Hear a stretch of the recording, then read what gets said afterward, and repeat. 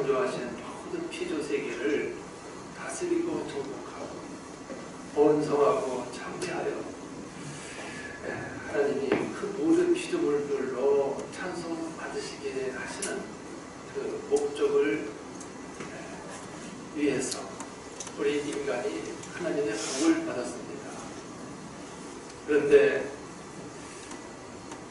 우리 인간이 하나님과의 그 약속을 스스로 깨버렸습니다.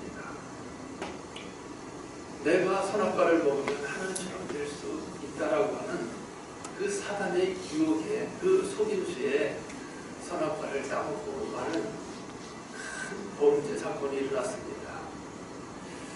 그러나 하나님께서는 그 즉시로 창세기 3장 15절에 기록된 바에 의하면 내가 너로 여자와 원수가 되게 하고 그 여인의 후손이 네 발꿈치를 상할 것인가. 네 후손은 여인의 후손의 발꿈치를 상할 것이요 여인의 후손은 네 머리를 상할 것이다. 성경 말씀은 그렇지만 이 말씀을 자세히 더 깊이 들어가 보면은 네 악한 생각을 가지고 있는 그 머리를 완전히 박살내시겠다는 말씀으로 저는 그렇게 이해를 했습니다. 모든 악이 이 머리 생각 속에서 나왔거든요. 그래서 하나님께서는 우리에게 복음을 믿으라고 했습니다. 그래서 이 복음을 받은 인간이 그 복음 속에 있을 때에는 하나님의 완전한 보호와 인도하심과 모든 필요를 풍성하게 공급받으면서 가장 행복한 상태가 됩니다. 그러나 사람들이 또 배부르고 등이 따뜻해지면은 또 나태해져요. 그럼 그 틈을 타고 사다리가 사람들의 마음 생각에 욕심을 가져다 줍니다. 어떻게 하면 더 행복하게 더 즐겁게 쾌락을 즐길 수 있을까 하고 사람들의 그 생각을 악하게 만들어가지고 그 사람들로 하여금 하나님을 또 멀리 떠나게 합니다. 그럼 그 순간에 또 사단에게 인간은 잡혀요. 그러면 어떻게 되느냐? 세상의 종이 되는 거예요. 이스라엘이 하나님의 특별한 은혜를 입은 민족이죠. 그 아브라함의 후손들이 그 4대 만에 그 요셉이 애굽으로 노예로 팔려갑니다. 그러나 이 요셉은 어려서부터 자기 아버지로부터 계속 복음을 듣고 자라났습니다. 하나님이 나와 함께 하신 것 같이 너도 함께 하신다. 네 어머니가 너 어렸을 때 세상을 떠났지만은 너는 오직 복음만 믿어라. 그 아들을 특별히 애처롭게 여기고 채색 옷을 입히고 사랑했던 그 아버지로부터 계속 복음을 듣고 자랐어요. 그런 결과 배다른 그 형들의 미움을 받게 되고 아버지의 심부름으로 들에 나갔다가 그 형들이 우물에다 던져버리고 거기에 물이 없어서 빠져 죽진 않지만 다시 건져내서 애굽의 그 대상들 낙타를 몰고 사막길을 오고 가면서 장사하는 그 사람들에게 요셉을 노예로 팔아버립니다. 근데 요셉이 어디로 팔려가느냐 하면 애굽의 2인자인 보디발이라고 하는 그 장군의 집으로 노예로 팔려갑니다. 근데 요셉이 거기서 노예로 팔려가기 때문에 노예이기 때문에 슬프다 괴롭다 인생 살맛이 안 난다 이렇게 사는데 차라리 죽어버리자 그런 사람의 연약한 말은 전혀 없습니다. 항상 요셉은 자기가 있는 그 자리에 하나님이 자기가 정말 무엇을 해야 하는지 그걸 깨우침을 받으면서 거기서 성실하게 그 하나님을 바라보며 아버지로부터 배웠던 그 복음을 실생활 속에 그대로 적용하며 살아요. 그러니까 하나님이 그 집 주인의 모든 것에 복을 주시는데 그 집주인이 그걸 알았어요. 저 소년이 들어온 후로 우리 집이 모든 일이 이렇게 잘 되고 형통하구나. 저 아이야말로 정말 복덩어리구나. 그래서 그 집의 모든 노예들, 재산들을 다 관리하는 그런 총무 일을 맡깁니다. 그런데 그 아내로부터 이제 모함을 받고 이를테면 성추행당했다고 알리바이를 완벽하게 이제 요셉의 겉옷을 낚아채가지고 그걸 증거로 자기 남편에게 보이면서 저 종놈이 나를 성취하려고 했다고. 그래서 요셉은 또 감옥에 들어갑니다. 그런데 그곳에서도 요셉은 계속 복음을 듣는 거예요. 아, 하나님이 이유가 있어서 여기 보내신 것이지. 아니나 다를까 그곳에는 바로왕을 가까이에서 돕던 신하들이 갇히는 그 정치범 감옥이었습니다. 그 사람들이 하는 얘기를 들으면서 이 세계가 이렇게 또 되어지고 있구나.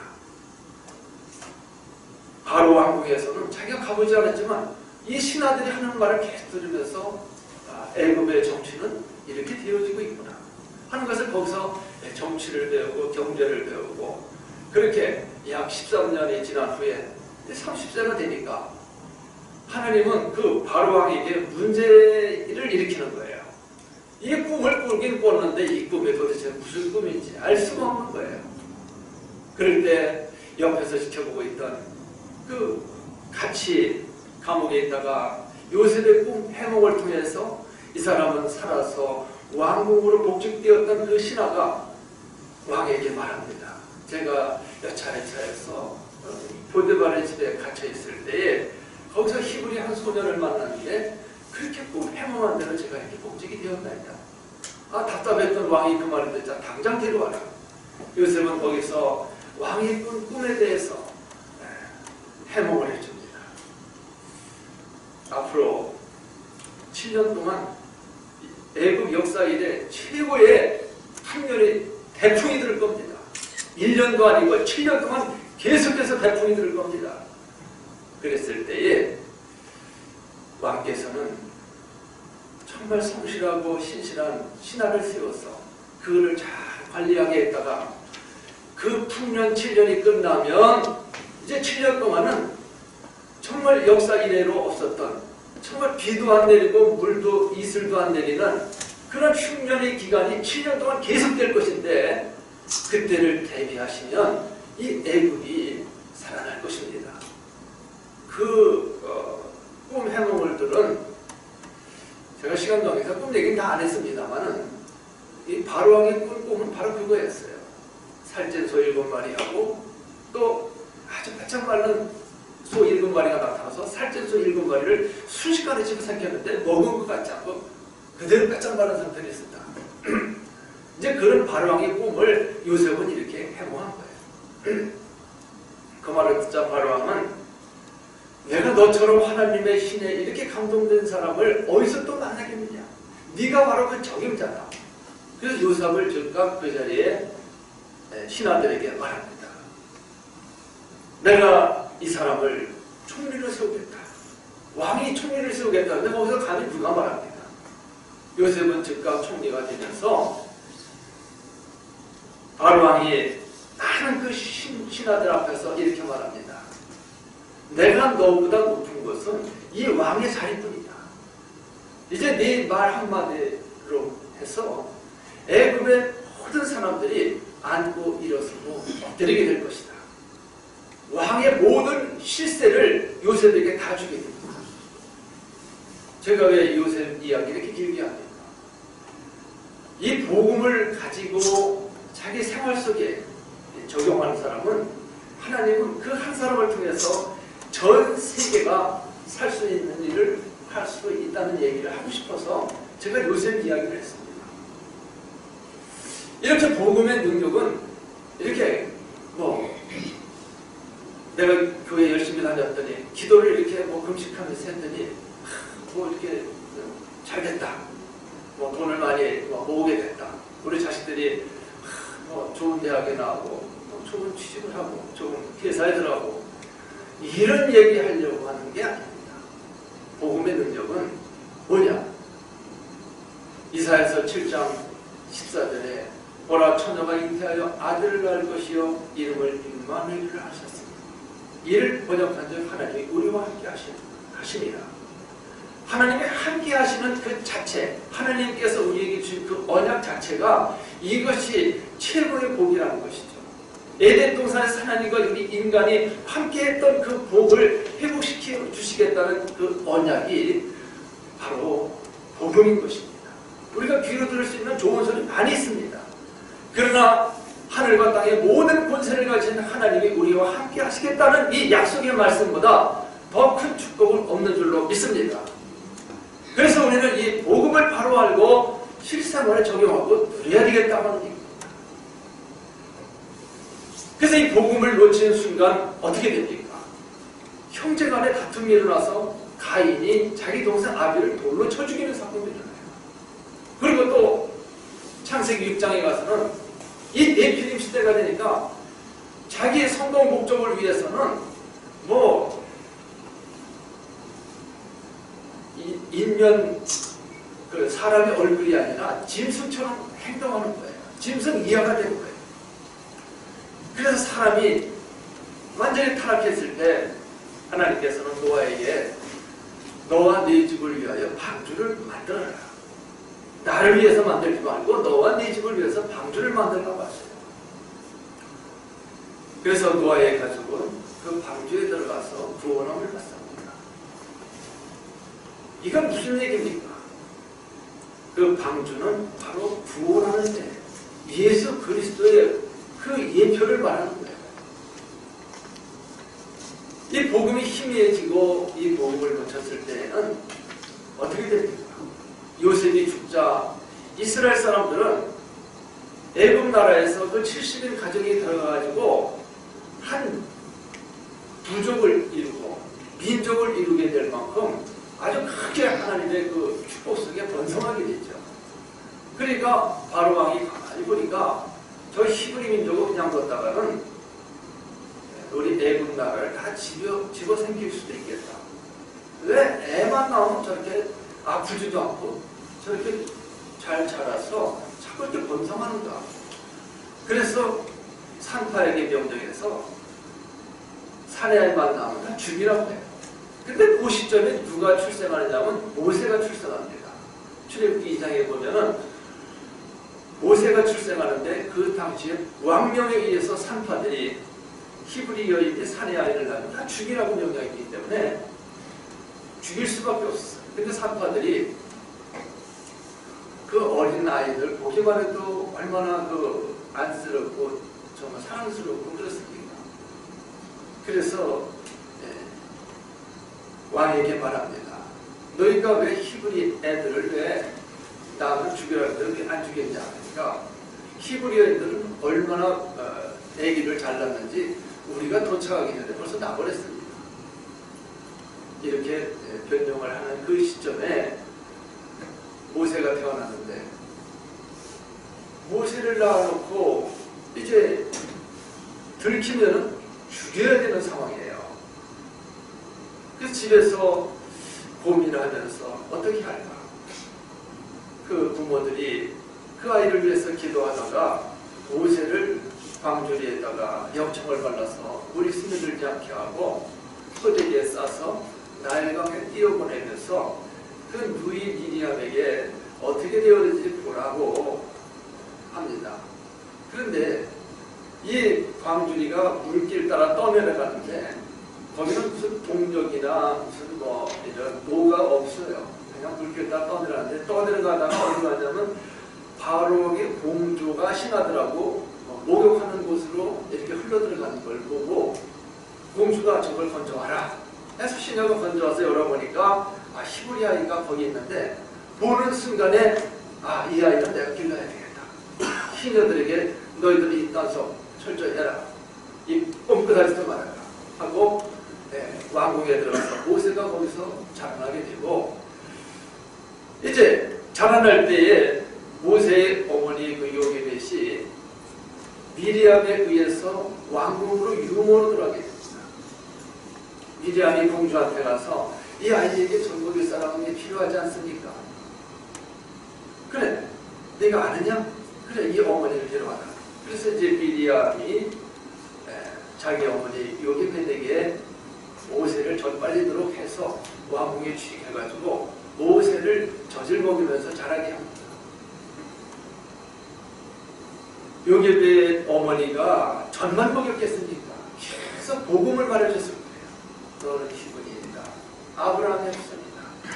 하나님의 백성이다. 어린 나이 때부터 계속 복음을 들은 이 모세가 이 왕궁의 모든 황금과 또 무술, 이 모든 것들을 다 익히고 이제 최고의 자리를 향해서 가고 있을 때 모세의 마음에는 내가 이제 힘을 들여가지고 내 민족 히브리 민족을 해방시켜야 되겠다. 아마 그런 야망을 가졌을 즈음에 사건이 일어나서 히브리인들이 싸울 때에 가서 말립니다. 왜 같은 동족끼리 싸우냐고. 그 중에 한 사람이 뭐랬냐. 어제는 애국 군인을 쳐 죽이더니 오늘은 나를 죽이려고 하느냐. 이거 자기가 군인 죽인 사건을 아주 감정까지 아무도 모르는 줄 알았는데 본 사람이 있었어요. 그래서 모세는 미디안 광야로 36개 준행랑을 치고 그곳에서 40년을 이제 자기 장인의 양치기를 하면서 호렙산을 오르락내리락 하면서 하나님께 항상 기도하는 그런 삶을 살게 되죠. 이제 모세가 육신적으로는 이제 나이가 80이 되어서 이제 인생은 이제 다 됐구나, 이제 소망이 없구나 할 즈음에 하나님께서 떨기나무 불꽃 가운데서 모세를 불러서 내 백성이 애굽에서 탄식하는 소리를 내가 듣고 있다. 너는 바로 왕에게 가서 내 백성을 사흘길 좀 데리고 나서 피제사를 드리겠다고 해라. 여기서 피 언약을 모세가 하나님으로부터 직접 듣게 됩니다. 그래서 모세는 출애굽기 3장 18절에 이렇게 말합니다. 사흘길 전 가서 희생제사를 드리려 하오니 이 백성을 내보내 주시오. 사흘길 전 가서 희생의 제사. 그래서 애굽에서 노예 생활하던 이스라엘 백성들이 이 피에 대한 복음을 듣게 됩니다. 어린 양을 잡아서 그 피를 문설주에 바르고 그 고기를 먹어라. 이게 오실 메시아 예수 그리스도를 말하는 거죠. 십자가에서 피 흘려 죽으시는 예수 그리스도. 요한복음 19장 30절에 그 피 한 방울 다 남김없이 쏟으시는 예수님께서 마지막 남기신 말씀이 뭐라고 하셨습니까? 다 이루었다. 그 말씀을 남기시고 운명을 하십니다. 그걸로 끝난 게 아닙니다. 예수님은 이미 내가 죽었다가 사흘 만에 다시 살아나야 하리라 이렇게 말씀하신 대로 장사한 지 사흘 만에 사망 권세, 사단의 그 머리를 박살내시고 부활하시는 사건이 일어납니다. 이것이 기독교의 진수요 핵심이요 생명이라고 저는 믿습니다. 그래서 지금 전 세계 교회는 다 문을 닫고 있습니다. 한국에는 높은 곳에 올라가서 이렇게 내려다보면 밤에 이렇게 내려다보면 빨개요, 빨개요. 십자가의 그 빨간 불빛이 온 무리를 이렇게 밝히고 있습니다. 그런데 십자가가 많고 교회가 많은데 복음을 누리는 교회와 성도들은 너무 미약한 거예요. 그러니까 기독교가 정치계나 경제계나 사회 어디에서나 그 영향력을 나타내지 못하고 있는 것이 현실이에요. 저 자신을 봤어요. 제 자신이 얼마나 그러면 복음을 알고 누리고 있는가. 저는 텔레비를 보면서 흉악범을 본다든지 정말 복음 없는 정치인들이 하는 행태를 보면은 아유 저는 이렇게 막 욕이 막 나와요. 그런데 내가 복음을 바로 누리는 사람이라면 내 입에서 그런 말이 나가서는 안 돼요. 하나님, 저 영혼을 사랑해 주세요. 저 영혼도 예수 그리스도의 복음을 받게 해주세요. 저에게 정죄하지 마시고 저를 불쌍히 여겨주세요.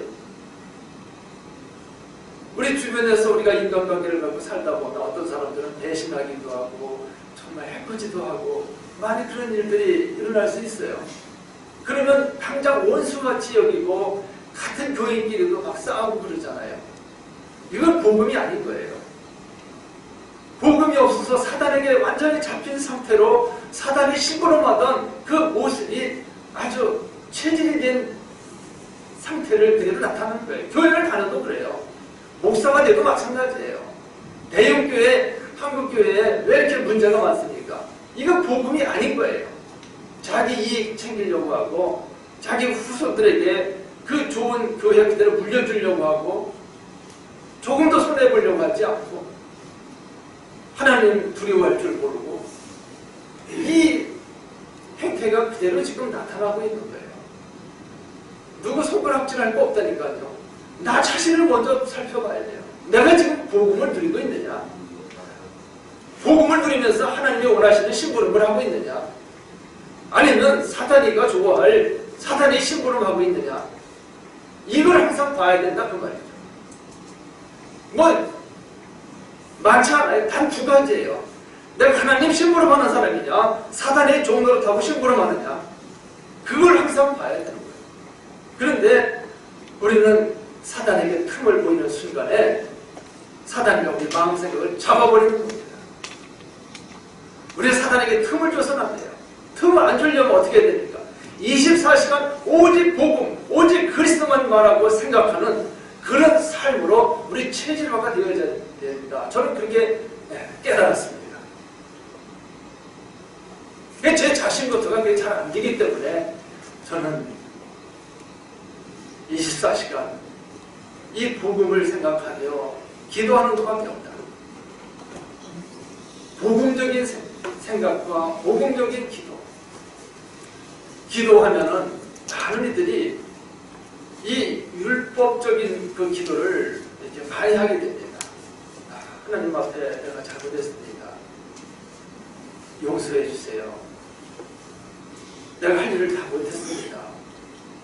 하나님이 이렇게 하라고 했는데 저는 그렇게 못했습니다. 어떤 율법적인 잣대를 가지고 보면은 자기가 죄인인 것을 알게 되고 회개하는 기도를 하게 됩니다. 그런데 내가 할 수 있는 것은 사실은 없어요. 내가 할 수 있는 건 복음을 알고 누리는 것밖에 없습니다. 나는 하나님의 말씀대로 살 수 없기 때문에 예수 그리스도께서 나와 함께 하시려고 나의 죄를 모든 허물을 다 씻기시기 위해서 십자가에서 피 흘려 죽으셨지요. 그 피로 나의 모든 죄를, 나의 허물을 다 용서하셨지요. 감사합니다. 이제 부활하신 예수 그리스도께서 나의 주인이 되어주시고 나의 인생 여정을 인도해 주시옵소서. 저는 오늘 인생 여정이라고 하는 이 주제를 가지고 오늘 제목을 삼고 여러분들에게 이 하나님의 말씀을 심부름하고자 하는 것입니다. 시작과 끝은 항상 있기 마련입니다. 예수님께서 육신을 입고 오셔서 공생의 33년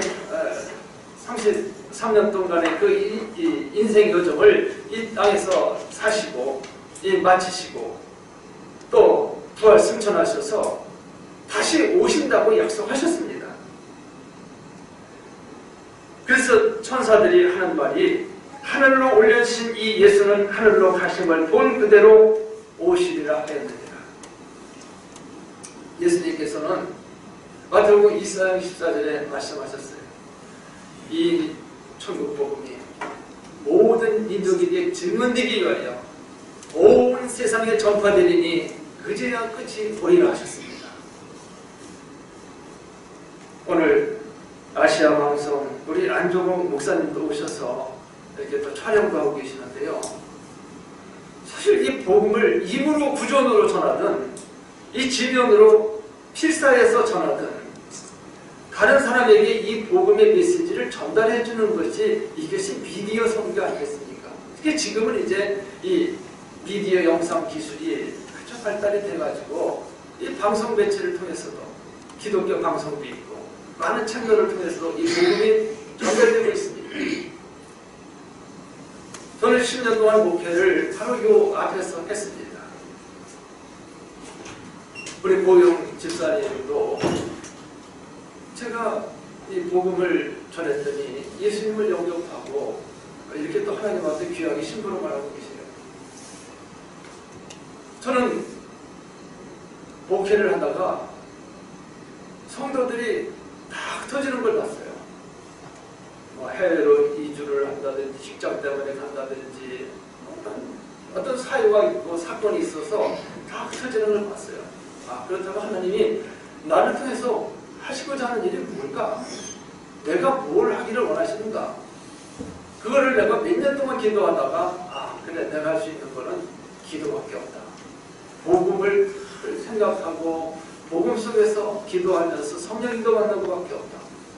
그렇게 작심을 하는 순간이 2015년도 8월 첫 주간부터 제가 이 스마트폰을 이용해서 새벽에 하나님이 주시는 그 영감의 메시지를 기록해서 전달하는 심부름을 하게 됐어요. 근데 이것을 보니까 아까 우리 고영 대표께서 나를 소개할 때 세계적인 목사님이었는데 정말 세계적인 목사님이 됐어요. SNS에다 이 복음 메시지를 올렸더니 전 세계에서 답글이 오는 거예요. 그래서 정말 이 미디어 선교가 이렇게 중요하다는 것을 제가 지금도 확인하면서 오늘 그럼 내가 이 귀한 분들이 이곳에 오실 터인데 어떤 말씀을 심부름해야 될 거예요? 심부름해야 될 것인가? 저도 어설프지만 복음을 더 깊이 하나님이 원하시는 그 복음을 누릴 수 있도록 공유하는 시간을 갖도록 하나님이 그 심부름을 시키시겠구나 하고 저는 이렇게 왔습니다. 정말 훌륭하신 인천을 대표하는 우리 장로님, 또 귀한 우리 목사님들 이렇게 와 계시는데 여기에서 제가 무엇을 가르칠 만한 제가 그릇이 못 되는 사람이에요. 저는 다만 제가 받은 그 은혜를 여러분들에게 함께 나누고자 하는 그런 마음으로 이 자리에 섰습니다. 정말 우리는 복음을 24시간 누릴 수 있기를 바랍니다. 그래서 정말 염려가 생기고 근심이 생기면 우리가 복음적인 기도를 해야 될 것입니다. 예를 들어서 가장 우리가 귀하게 여기는 돈이잖아요. 이 돈 문제가 생기면 이렇게 기도를 하는 게 맞다고 저는 생각합니다. 이 돈의 문제를 가지고 나를 염려케 하는 이 사탄 악한 영은 나의 주 예수 그리스도의 이름으로 명한다. 지금 당장 결박을 받아라. 이렇게 이 경제 문제를 가지고 염려케 하는 사단 마귀를 결박하는 게 우리가 복음을 누리는 기도라고 저는 그렇게 믿습니다. 저는 사실 우리 아들 둘이 결혼해서 지금 따로 육신적으로 부족함이 없으니까 살고 있습니다. 그래서 저는 이제 아들에게 신앙 공부를 좀 해서 이 시대에 정말 심각해지는 이 정신적 문제, 사람이 해결할 수 없는 이런 많은 그 문제들을 이제 대비해서 하나님을 좀 공부하는 게 좋겠다. 이렇게 이제 권면하기도 하고 말해주고 있는데 기도하겠습니다. 아직 결단은 하지 않고 있어요. 그런데 저는 이 복음으로 다시 한번 생각해보고 아들을 생각해봤습니다. 신학교 갈 힘이 없는 아들한테 신학교 가라고 하는 것은 이 아버지가 이건 잘못하는 거다. 그래서 정말 하나님의 이 복음을 위해서 남은 생애를 헌신하겠다고는 그런 복음적인 생각이 되어지도록 기도를 해야 되겠구나. 그리고 아들에게 그 영적으로 힘이 없게 하는 악한 영은 예수 그리스도의 이름으로 명한다. 결박을 받아라. 하나님, 이 복음적인 힘을 얻을 수 있도록 하나님 도와주시옵소서. 아들에게도 이 복음을 누릴 수 있는 그 은혜를 베풀어 주시옵소서. 저는 그렇게 기도하기로 했습니다. 모든 일들, 모든 사건들을 보면서 정말 세상에서 일어나는 정말 그 음주운전으로 얼마나 많은 지금 사람들이, 애꿎은 사람들이 희생을 당하고 본인도 희생을 당하고 있습니다. 그 뉴스에 그냥 뭐 거의 그냥 뭐 빠지지 않고 나오는 게 이 음주운전 사건, 교통사고 사건인데 이렇게 방송에서도 계속 내보내는 거예요. 왜 계속 됩니까? 이게 다 정신병이라고 생각을 합니다. 정신병은 다른 게 아니에요. 사단에게 그 마음 생각이 잡혀있는 그 자체가 정신병인 거예요. 그 정신병 치료는 어떤 게 치료냐? 예수 그리스도를 향한 그 마음과 생각, 그리스도의 그 복음을 믿는 그 생각으로 그 생각이 가득 차 있으면 그 사람은 치유된 사람이라고 저는 그렇게 믿습니다. 그래서 정말 이 교회에서나 우리 목사님들이나 모든 성도들은 항상 24시간 복음을 생각하고 복음적인 기도를 드리고 복음을 위한 정말 우리 가정 복음화, 교회 복음화, 민족 복음화, 세계 복음화, 이 복음 생각을 계속 이렇게 하면은 성령께서 우리의 체질을 복음 체질로 만들어 줄 줄로 믿습니다. 저는 사실 오늘 메시지를 오늘 SNS로 보낸 이 메시지를 가지고 설교하겠다고 우리 고우영 대표에게 이 본문 말씀하고 언약의 요정 이 제목을 보냈는데요.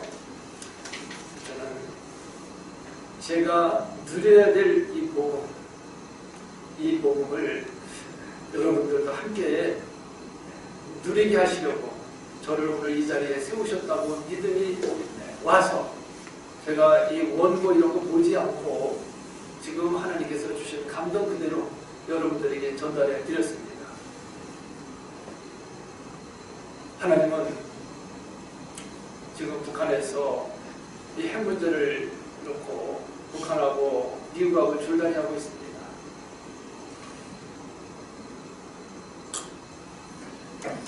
2차 대전 종료를 하고 그 테리블에서 강대국들이 우리나라를 조동강을 선을 그어서 38도선이라는 선을 그어서 잘라버렸어요.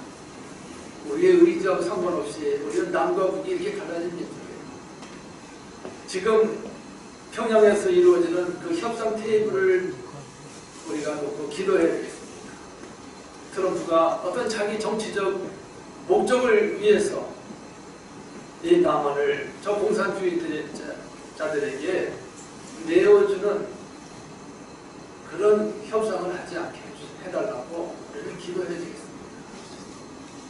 강대국은 그런 힘이 있습니다. 그리고 그 강대국을 움직일 수 있는 분은 하나님이십니다. 우리는 기도로서, 이 복음적인 기도로서 강대국의 그 권력자들을 하나님께서 움직일 수 있도록 기도해야 될 줄로 믿습니다. 저는 이런 믿음을 가지고 있습니다. 우리나라는 작지만 강한 나라다. 뭐 경제적으로 힘이 있다 이런 정도가 아니라 미국을 살리고 중국을 살리고 러시아 세계 경나라를 살릴 수 있는 그런 힘 있는 민족이다. 왜냐? 제가 작년에만 7나라를 다녀봤는데 우리나라처럼 이게 교회가 많은 나라가 없어요. 그런데 이 교회가 많은데 복음이 없으면 하나님은 이런 교회는 다 쓰레기로 여기고 다 없앨 수도 있습니다. 저 터키나 저 중동 지역에 다 초대교회에 복음화되었던 곳인데 지금 어떻게 됐습니까? 다 이슬람이 다 휩쓸어 버렸어요. 그 복음이 희미해지고 없어지면은 그렇게 된다는 말이에요. 그러니까 한국의 그 희망은 복음운동하는 일밖에 없다. 그래서 이 미디어를 가지고 여러분들 주변에 있는 사람들에게 제가 아침마다 올리는 이 메시지를 그냥 전달해보세요. 그냥 전달하지 마시고 기도하면서 하나님 이 영혼 불쌍히 여겨주시고 이 복음 함께 누리게 해주세요. 이 복음 받고 구원받게 해주세요. 그 이름을 하나님께 부르면서 기도하면서 이 복음을 듣도록 기도하면서 전달해 보세요. 그러면 나머지 일은 하나님이 하시는데 그 사람이 지금은 이거 희시하게 맨날 무슨 교회 얘기 나한테 뭐 귀찮게 올려 그러는 사람도 하나님이 손을 보십니다. 어떻게 손을 보시느냐? 자기가 돈 가지고도 해결 안 되고 지식으로도 안 되고 그 어떤 권력으로도 안 되고 더 이상 인간으로서 해결할 수 없는 그 한계점에 이르는 문제 사건을 하나님이 만들어 가시는 거예요. 바로왕을 꿈을 꾸게 해서 요셉으로 하여금 그 답을 주게 했던 것처럼 하나님은 그 일을 하시는 거예요. 이 사람이 암병에 걸렸든지 큰 사건이 일어났든지 자기가 이제 도저히 해결할 수 없는 문제에 다다랐을 때에는 그 귀찮게 여기던 이 SNS로 까똑하면서 보니까 아이 또 그거야? 또 무슨 복음들을 내는 거야? 이랬던 사람이 물에 빠져 죽어가면서 지푸라기 보면 잡는 심정이 되고 그런 사람은 이 복음을 듣게 돼 있습니다. 아, 이게 나보고 하는 소리네. 나보고 예수 믿으라고 구원받으라고 하는 소리네.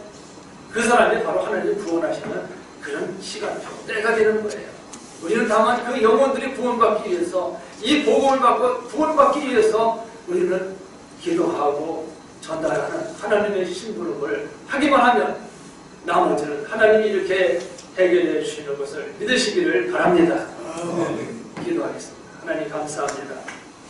우리가 복음을 받았기에 복음을 알기에 이 복음으로 살기를 원하시는 하나님께 오늘 이 시간 간절히 기도합니다. 복음을 위한 정말 세계복음화의 주역들로 요셉과 같이 다윗과 같이 하나님이 원하여 시대마다 그 시대를 살리는 일꾼으로 쓰였던 그 한 사람들처럼 저희를 사용하여 주시옵소서. 사단마귀가 이 땅에서 두 손 번쩍 들고 꽁꽁 묶이는 그날까지 이 복음을 노하게 하여 주시옵소서. 우리 주 예수 그리스도의 이름으로 기도합니다. 아멘.